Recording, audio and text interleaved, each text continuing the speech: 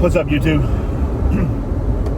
This video is a review of the Rough Country 2.5 level kit that you put on a Jeep. We put it on the 26 model JT or Gladiator, because factory, when you buy a sport mode, they have a pretty substantial rake to them.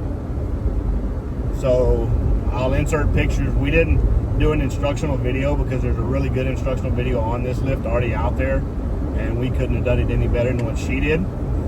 And the instructions, the paper instructions that come with the kit, are about 99% accurate. And I'll tell you the couple of things that didn't say that we experienced, so maybe this will help you if you're doing yours.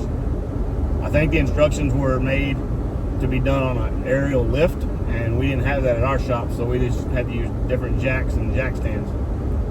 So the first thing, the first problem we encountered doing that was that the Jeep suspension has so much travel from the factory. We lifted it up and put it on blocks on jack stands, but then when we tried to let it down after we disconnected the linkages and things to get the springs out, the jack wouldn't go down far enough. We were using a heavy duty bottle jack, air jack, because my son is a diesel mechanic, so all his jacks and stuff were real heavy duty. But what we found out is that even though we were up high enough to get the tires off, we weren't up high enough for the axle to come down enough to get the springs out. So we had to re-level up everything, jack up everything, and block it higher to get enough travel to get the springs out. Once we did that, piece of cake. The second thing it doesn't tell, it tells you, is to put the spring, once you get the top spacer in, the 2 1/4, 2.5 spacer, you have to put in a thicker bump stop inside the spring. Well, it tells you to put the spring back in and then put that in, and maybe that works if you're on an aerial lift, but it didn't. Once we got the spring back in, we didn't have enough room to get that spacer in, so we had to pull the spring back out, run the spacer up in the spring, and then put the whole thing back. Then we could get, go through the spring, put the bolt in, and go that way.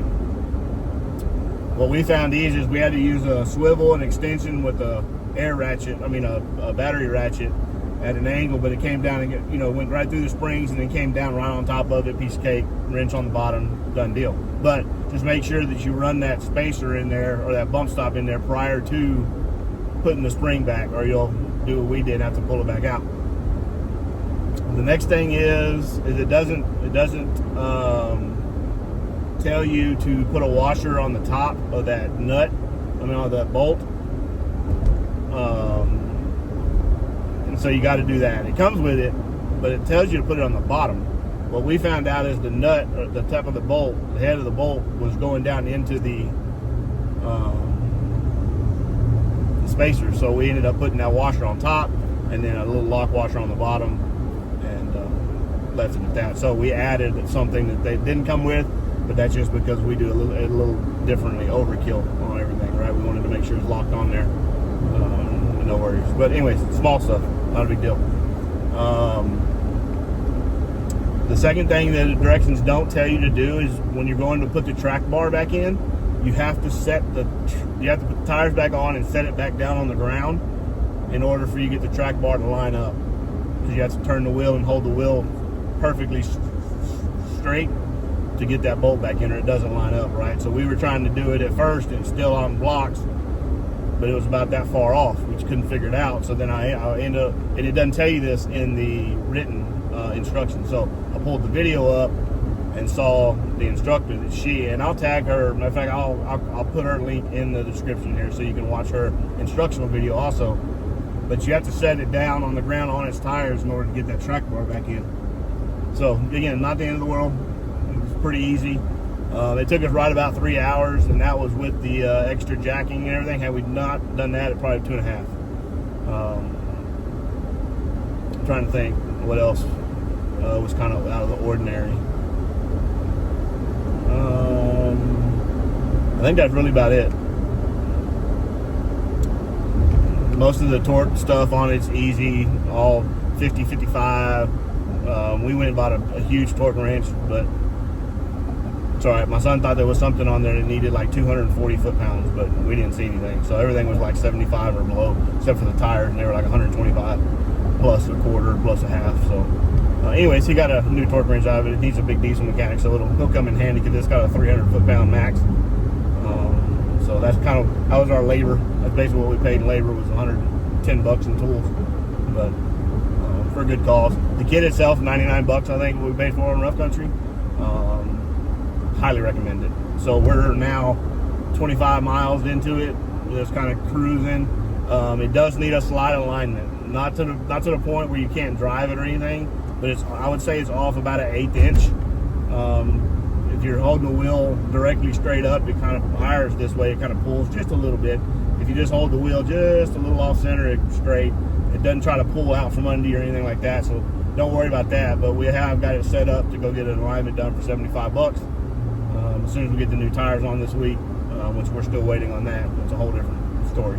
But two of them came in, two of them have not. They've lost two. FedEx has lost two of our tires. It happens. So anyways, first impressions, again, super easy to install. You can probably do it if you've got a set of jack stands and jacks in your garage. I wouldn't think twice about it. You're not going to need any special tools, a few small impacts, normal wrenches and sockets. That's really about it. Wasn't hard at all. And it rides just like factory. In the pictures you can see the picture I put up, one sitting in the shop and one at the beach, and you can really tell how much clearance it gave you on that front tire. I mean, it's pretty substantial, and you can definitely tell sitting in it driving how much higher it sits. You wouldn't think 2.5 inches would do that a lot, but it does. It definitely leveled it out and raised that front. So again, it rides like a factory. It's not rough. It doesn't pull. It's just almost like factory. So highly recommend it. For 98 bucks, you can't hardly beat it. And then you can do it yourself in your garage and save a bunch of money. So all in, we'll probably, not counting the tools, just say you're under 200 bucks. And you've got a 2.5 inch lift and alignment. So not a bad deal. Thank you, Rough Country, for making affordable stuff for the working man. And I'll tag a link. I'll tag it in the description also, so it has a link for you to go buy it if you want it. And then also to follow the instructional video that she does. She does an incredible job really explaining how it's supposed to go. So that's why we didn't do anything, because she already did it and it's great. So that's all we wrote. That's our review of the 2.5 inch level kit on a Jeep Gladiator 26 model Sport. Talk to you later.